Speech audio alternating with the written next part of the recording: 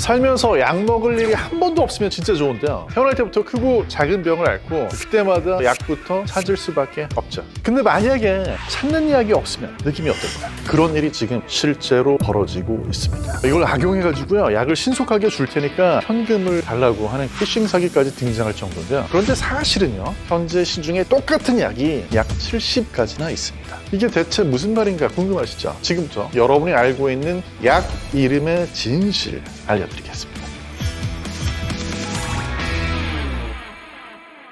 안녕하세요. 약사 정재훈입니다. 국내 출시 약 27년 만에 아주 뜨거운 반응을 얻고 있는 약이 있는데요. 업계에 따르면 올해 이 약의 매출은 1분기에만 약 150억 원으로 역대 최대 매출을 기록했다고 합니다. 바로 전국적으로 동이 나버렸던 그 약의 정체는 타일레놀. 바로 지난 3월에 정부에서 백신 접종 후에 어느 정도 불편한 증상이 있으면 타일레놀 같은 해열제를 복용하는 게 적절한 것 같다고 발표를 했습니다. 이름을 제시하니까 타일레놀만 찾기 시작을 한 거예요. 그런데 저희 약사들도 당황스럽기는 마찬가지입니다. 왜냐하면요, 이 타일레놀하고 똑같은 약이 사실은 아주 많거든요. 다들 아세트아미노펜이라고 들어보셨어요? 아마 타일레놀을 아는데 아세트아미노펜은 이거 처음 들어보는 하는 분들이 많으실 거예요. 근데 이 아세트아미노펜이 바로 타일레놀의 진짜 이름, 즉 이 약의 성분명입니다. 그래서 타일레놀 못 샀다고 불안해하실 필요가 하나도 없어요. 아세트아미노펜 성분이 들어있는 다른 약을 구입하시면 됩니다. 그런데 대부분 약국에 오셔가지고요, 타일레놀 없어요? 그럼 그냥 약국을 나가버립니다.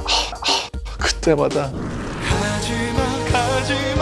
같은 약인데 약사들의 마음은요, 속이 타죠. 아세트아미노펜이라고 이야기를 하면 아무래도 어렵게 들릴까봐 좀 쉽게 전달을 하려고 타일레놀이라고 상품명을 언급을 하다 보니 이런 문제가 생긴 것 같습니다.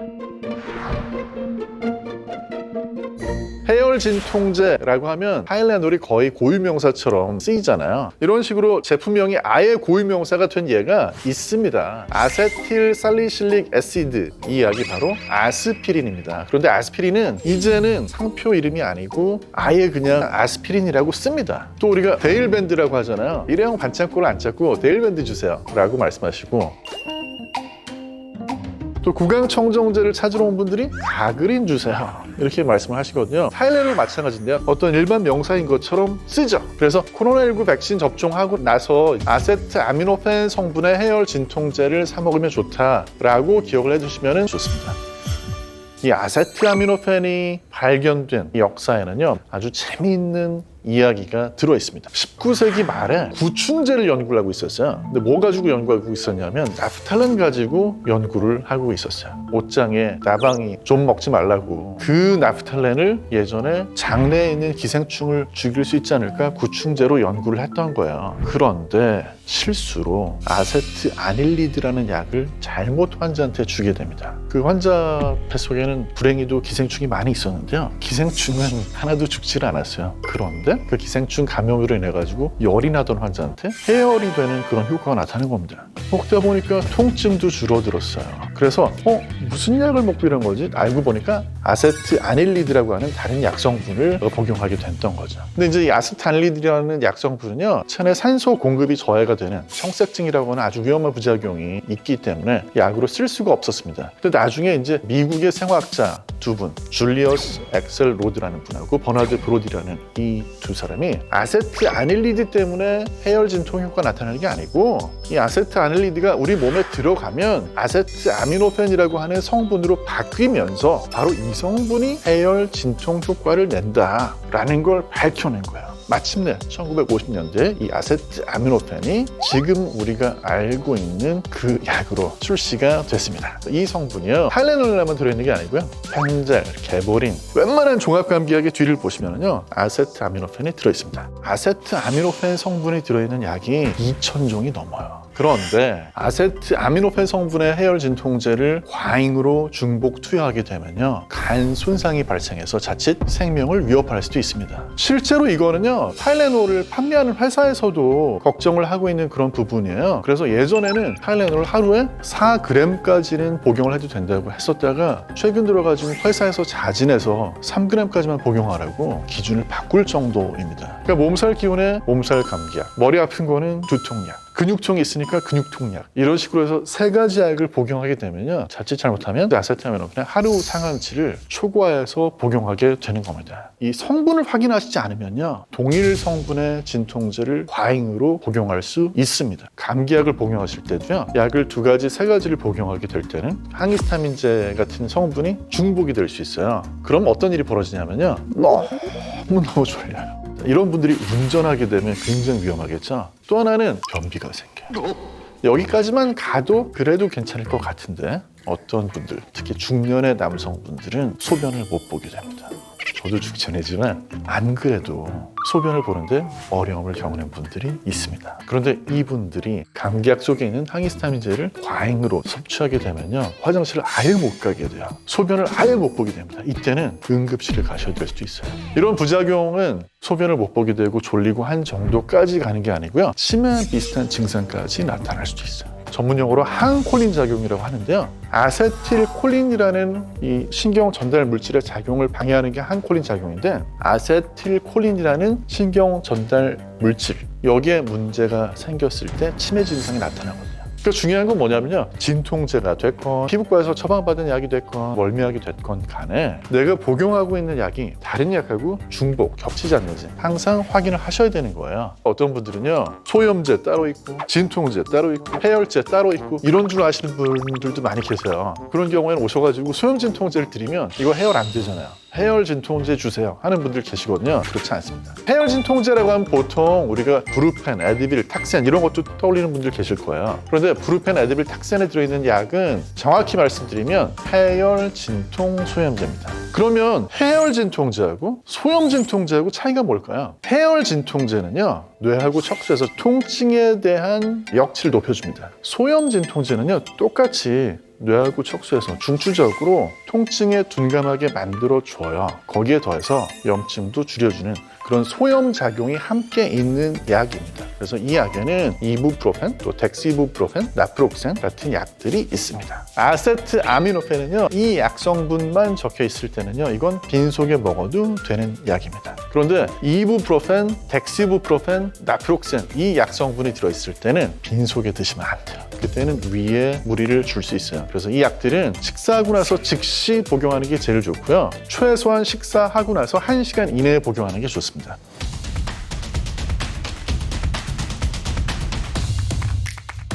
체크해도 모를 때가 있잖아요. 그럴 때는 가까운 약국 가셔가지고 약사에게 물어보시는 게 제일 좋습니다. 자, 그 다음에 약의 성분명 알고 있으면 또 어떤 장점이 있을까요? 요즘에 코로나 때문에 해외여행 못해서 답답하시죠? 그런데 다시 여행을 할 수 있게 돼서 백신 맞고 해외에 갔는데 약 이름은 아는데 그 약 이름으로 말이 통하지 않는 경우가 생겨요. 약의 상품명이라는 거는요, 전 세계적으로 공통되는 경우도 있지만 많은 경우에는 나라마다 다 다르거든요. 하지만 성분명은 전 세계 공통의 언어입니다. 발음을 모르셔도 돼요. 그걸 적어두시면 해외에서도 쉽게 필요한 약을 구하거나 또는 처방을 요청할 수 있는 겁니다. 사실 이 성분명은요, 전문가인 의사나 약사한테 일반적인 성질을 전달하기 쉽도록 원칙을 가지고 지어지는 이름입니다. 예를 들면은요, DPP-4라고 하는 효소를 억제하는 그런 당뇨병 약이 있어요. 이 약들은 전부 다 글립틴이라고 하는 이름을 붙입니다. 그걸 보고 이 약은 DPP-4라고 하는 그 효소를 억제해 주는구나 라는 걸 추측할 수 있는 거예요. 성분명은 이렇게 약에 대한 전문적인 정보를 담고 있는데 사실 제약회사 입장에서는 약의 상품명을 지을 때는 소비자한테 머리에 기억하기 좋도록 짓습니다. 칫솔, 칫솔, 마데카솔, 캔이세요? 캣터톡? 우루사 이가탄. 제약회사에서 굉장히 많은 노력을 해요. 비아그라라는 약 같은 경우에는 영어에서 비거라는 말, 생기에 해당하는 그 단어에다가 뒤에는 나이아가라 기억하기 좋잖아요. 그런데 이제 약 성분이 처음에 개발된 용도 외에 다른 새로운 용도를 알게 됐을 때는요, 상품명을 새로 찾기도 합니다. 그래서 똑같은 약의 성분인데 이게 2가지 상품명으로 나오는 경우가 있어요. 예를 들면 이제 피나스테리드라는 약은 1992년에 양성 전립선 비대증 증상을 개선하는 효과로 프로스카라는 상품명으로 시판이 됐었어요. 근데 이제 나중에 알고 보니까 이 프로스카, 피나스테리드를 복용을 하고 있는 분들이 6개월 정도 약을 먹고 나니까 갑자기 막 모발이 증가하는 거예요. 30%까지 증가를 하는 거예요. 그래서 남성형 탈모도 이 약이 효과가 있다라는 걸 알게 돼가지고요. 1997년에 똑같은 성분의 약인데 이 약이 프로페시아라는 탈모 치료제로 출시가 됐습니다. 그래서 약의 상품명도 사실은요, 자세히 살펴보시면 유용한 정보를 얻을 수 있습니다. 뭐 예를 들어가지고 같은 성분의 약이 여러 가지 용량으로 나오는 경우에는 약 이름에다가 용량을 붙여줘요. 그래서 브루펜정 같은 경우에는 200mg이 있고 400mg이 있습니다. 그 다음에 약 이름 뒤에 정이라는 이름이 붙으면요, 그거는 알약이라는 뜻이고, 액이라는 이름이 붙으면 물약이라는 뜻입니다. 아스피린 프로텍트정 100mg 이렇게 써있을 때 알약에 장용정 코팅을 입혀줘가지고요, 주의해야 되는 게 두세 가지 있어요. 첫 번째 하나는 코팅을 열심히 해놓은 약인데 이걸 쪼개서 먹게 되면 위에서 약이 녹아버리기 때문에 문제가 생깁니다. 또 장용정을 우유랑 함께 먹게 되면요, 위가 아프고 막 속이 쓰리는 그런 부작용이 생길 수 있습니다. 타일레놀 8시간 ER 서방정처럼 어떤 약의 경우에는 뭐 약 이름이 이렇게 길어 할 정도로, 이건 왜 그러냐면요, ER이라는 거는요, Extended Release를 줄여서 쓴 거예요. 그러니까 오랫동안 방출이 된다는 거죠. 우리나라 같은 경우에 그냥 타일레놀은 4g까지입니다. 이걸 읽은 분들이 이 약도 그냥 똑같이 복용하면 되겠지라고 생각해서 하루 8알을 드신 거예요. 그러면 4000mg 넘어가거든요. 그래서 안 되겠다. ER 서방정에는 8시간이라는 걸 약 이름에 포함을 시킨 겁니다. 이 약은 굳이 4시간에서 6시간마다 다시 복용할 이유가 없고요. 여러 번 복용하게 되면 오히려 위험합니다. 쪼개 먹거나 갈아서 먹으면 안 되는 약 같은 경우에는 약 이름에다가 ER 이런 식으로 표시를 해주는 거예요. 그래서 약 이름에 ER, XR, SR, CR, 오로스, 서방, 지속 이런 것들이 붙어 있을 때는요, 뭔가 심상치 않은데 쪼개면 안 되겠어 라는 생각을 하시는 게 좋습니다. 이런 서방정 같은 경우에 만약에 쪼개 먹거나 갈아서 먹으면 어떻게 될까요? 천천히 방출돼야 되는 약성들이 한 번에 바로 나와 버리기 때문에 문제를 일으킬 수 있습니다. 자, 약에 대한 또 다른 질문이 바로 진통제는 내성이 있다, 내성이 없다. 두 가지 주장이 정말 치열하게 논란이 뜨거운데요. 진통제가 내성이 있는 경우도 있습니다. 아편 계열의 진통제라고 해서 아주 심한 통증, 만성 통증을 치료할 때 사용하는 그런 진통제의 경우에는요, 내성이 생기기도 해요. 그래서 그런 경우에는 진통제를 오남용하거나 과용하시면 내성이 생기기 때문에 위험할 수 있습니다. 두통약으로 진통제를 드시는 분들은요, 내성하고 관계없이 한 달에 2주 이상 너무 자주 복용하게 되면 약으로 인한 두통이 생길 수 있기 때문에 적어도 한 달에 절반 이상이 약을 복용하는 날이 되지 않도록 주의를 하셔야 되겠습니다. 이럴 때는 혼자서 약으로 해결하려고 하지 마시고 먼저 가까운 병의원부터 찾아보시는 게 좋습니다. 생리통의 소염진통제를 복용할 때는요, 오히려 참지 않고 빨리 복용하시는 게 효과가 더 좋습니다. 왜냐하면 통증의 원인이 되는 프로스타글란딘이 축적이 되는 걸 막아주거든요. 하나만 더 덧붙이면 이 생리통에 해열진통제를 찾는 분들이 있고 또 소염진통제를 찾는 분들이 있는데, 생리통에는 소염진통제가 더 효과적이에요. 그동안은 성분명은 정말 전문가들의 세계였는데요, 이 약의 진짜 이름, 성분명을 아는 거는요, 내 건강을 더 꼼꼼히 챙기는 데 좋은 습관입니다. 우린 약국에서만 약을 사는 게 아니고 요즘에는 편의점에서도 살 수 있고, 하필이면 휴일에 아프고 밤에 아프고 꼭 약국 문 닫은 것 같은 시간에 아프고 집에 있는 상비 약을 내가 직접 찾아서 먹어야 되는 그런 경우도 있잖아요. 그럴 때 내가 혹시 같은 약을 중복해서 복용하고 있지는 않은지 약의 진짜 이름, 성분명을 잘 확인하면 좋겠습니다. 나이가 들면서 얼굴에 주름만큼 늘어나는 게 있죠. 바로 매일 챙겨 먹어야 되는 약의 가지수입니다. 약뿐만 아니라 건강기능식품까지 하면 정말 종류가 많아지는데요. 유산균, 비타민, 오메가3, 혈압약, 당뇨약, 관절염약, 약을 매일 습관처럼 복용하시는데도 불구하고 내가 먹는 약 제대로 알고 먹는 분이 드뭅니다. 오늘 건강 읽어드립니다 해서 약발 잘 받는 약 먹는 법을 알려드리겠습니다.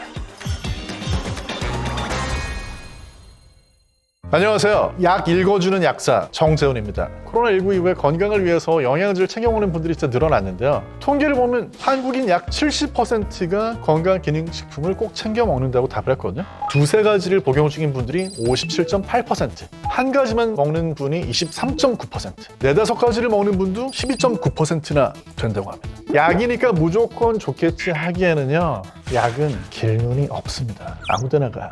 약마다 약발이 잘 받는 타이밍이 있습니다. 보면요, 새벽에 일어나가지고 물 한 잔 떠놓고 약부터 드시는 분들이 있습니다. 빈속에 새벽에 약을 먹으면 흡수가 더 잘 될 거라는 생각이 들어가지고 또는 내가 이렇게 정성껏 약을 먹으면 효과가 더 좋을 거야 라는 생각으로 그렇게 하는 분들 계실 거예요. 하지만 이렇게 복용하면 오히려 효과가 떨어지는 약이 있습니다. 대표적인 게 바로 오메가3입니다. 오메가3 같은 경우에는요, 새벽에 일어나서 빈속에 드시는 건 아무 효과 없어요. 저녁 식사 후에 드시는 게 가장 약발이 좋습니다. 오메가3 지방산이라는 거는 말 그대로 기름입니다. 그래서 지방이 소화 흡수되는 그런 경로로 소화 흡수가 돼요. 그래서 물에 녹지 않기 때문에 우리 몸에서도 소화 흡수가 어려운 건 마찬가지입니다. 소화 흡수를 해주기 위해서는 담즙산이라는 거하고 잘 섞어가지고 또 지방을 잘게 지방산으로 쪼개주는 효소 작용을 거쳐서 흡수하기 쉬운 형태로 만들어야지만 들어오는 거거든요. 그래서 음식에 있는 지방 성분이 오메가3 성분의 흡수를 위해서 반드시 필요합니다. 그래서 오메가3는요, 아침보다는 조금 더 지방이 섞여 있는 음식을 먹게 되는 점심이나 저녁, 특히 저녁 식후에 섭취하는 걸 권해드립니다.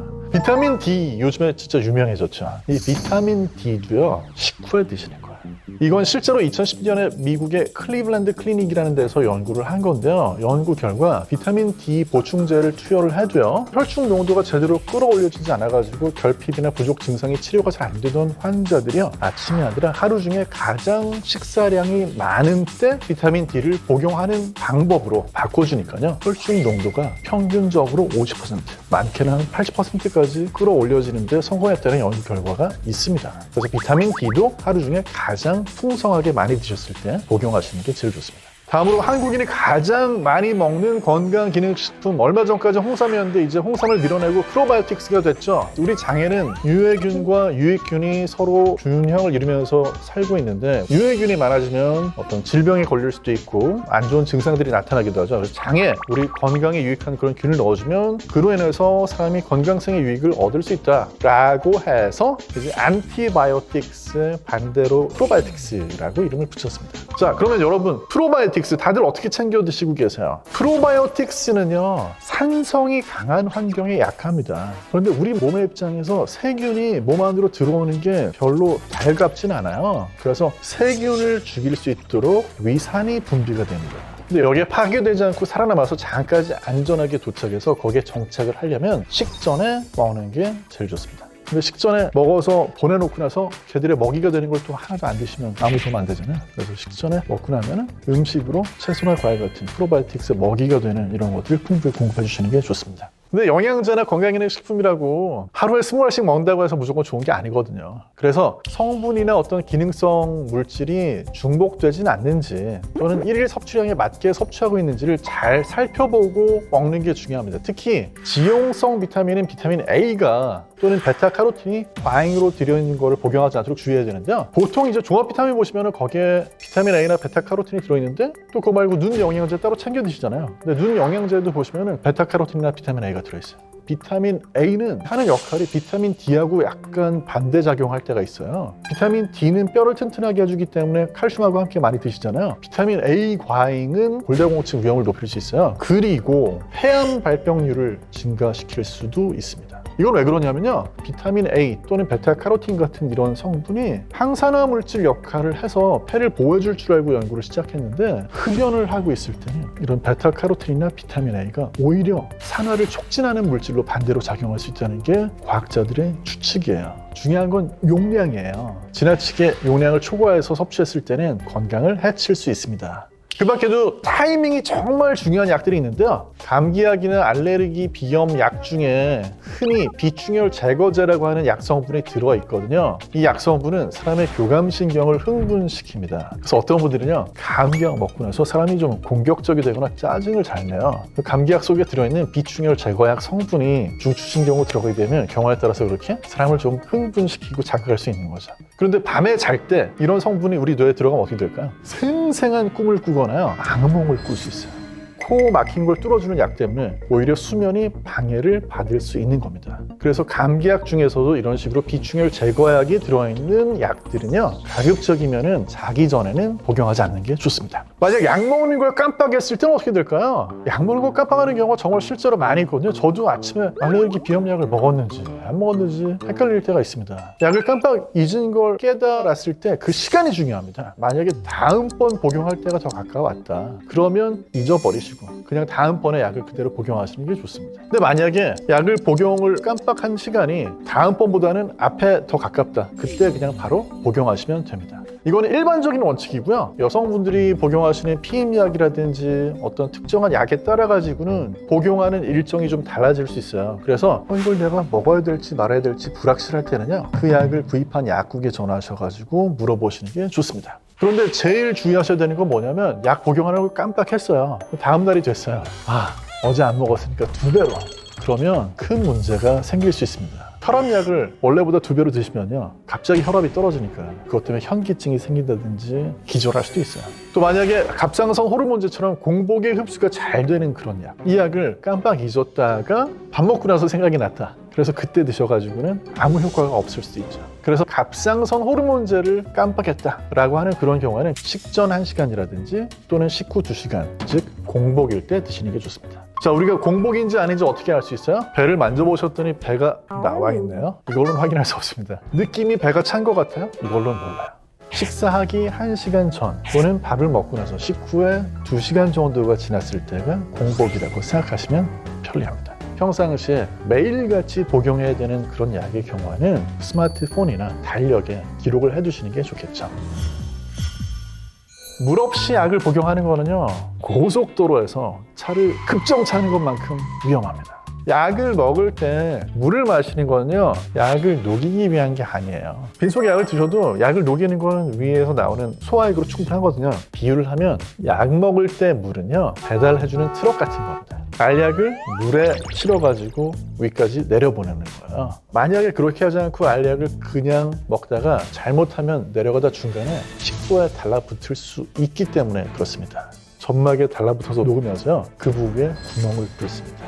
이걸 식도 점막 천공이라고 하는데요. 그래서 이런 알약이 제대로 위까지 전달되도록 하려면 반드시 물을 1컵 정도 한 번에 드셔야 돼요. 그래서 알약 먹을 때 커피나 차에 먹으면 안 된다는 얘기 많이 들어보셨죠? 이거는 커피나 차에 카페인이 들어있기 때문이기도 하지만요, 보통 우리가 커피나 차 마실 때는 뜨겁게 마시거나 아주 차갑게 마시는 경우가 많잖아요. 근데 너무 차갑거나 너무 뜨거우면 빨리 마실 수가 없죠. 알약을 우리가 복용할 때는 미지근한 물에 복용하는 게 좋다라고 얘기하는 게 바로 단번에 빨리 마셔줘가지고 알약이 위장까지 전달이 되도록 해주는 겁니다. 알약 하나 때문에 식도에 구멍이 나서 응급실에 실려가고 싶지 않은 분들은 반드시 미지근한 물과 함께 먹도록 합시다. 자, 그리고 약 먹을 때 고개를 힘껏 뒤로 젖히는 분들 많죠. 한번 식탁 장면을 머릿속에 그려보세요. 아침에 식사하실 때요, 밥 한 숟갈 입에 넣으시고 이걸 삼켜야 되겠구나, 뒤로 고개를 젖히는 분들 계신가요? 아무도 그렇지 않잖아요. 알약을 삼킬 때도 마찬가지거든요. 우리 몸의 구조는요, 고개를 살짝 숙였을 때 알약이 되었건 그게 밥이 되었건 삼키기 좋은 구조로 되어 있습니다.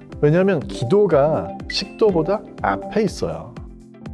알약을 고개를 뒤로 젖힌 상태에서 삼키게 되면요, 기도로 약이 들어갈 확률이 더 커져요. 근데 고개를 살짝 굽혀주시면요, 기도 쪽으로 가는 문이 더 잘 닫히기 때문에 뒤에 있는 식도 쪽으로 알약이 넘어갈 확률이 더 높아집니다. 그래서 알약을 삼킬 때는 고개를 살짝 숙여주시는 게 더 안전합니다. 만약에 닷새 또는 열흘치 약을 받았는데요, 중간에 다 낫는 경우가 있잖아요. 그러면 약을 복용하는 걸 멈춰도 될까요? 이때 주의사항은요, 복용하고 있는 약이 항생제일 경우에는 끝까지 드셔야 합니다. 왜냐하면 항생제를 복용하다가 중간에 멈추게 되면요, 죽지 않고 살아있는 세균들이 다시 번성하면서 감염 증상이 오히려 악화되는 경우도 생기고요, 자칫 잘못하면 내성균이 나타날 그런 확률도 증가를 하기 때문에 항생제를 복용하고 있을 때는 증상은 금방 좋아질 수 있거든요. 그렇더라도 일주일치를 처방을 받았다 하면 일주일을 다 드시는 게 좋습니다. 자, 이렇게 하시는 거는 우리만 위한 게 아니고요, 내성균이 출현하면 그 내성균이 다른 사람한테도 전파가 돼서 문제가 될 수 있겠죠. 그래서 항생제가 오랫동안 효과 있는 약이 될 수 있도록 해주기 위해서는 끝까지 복용하시는 게 좋습니다.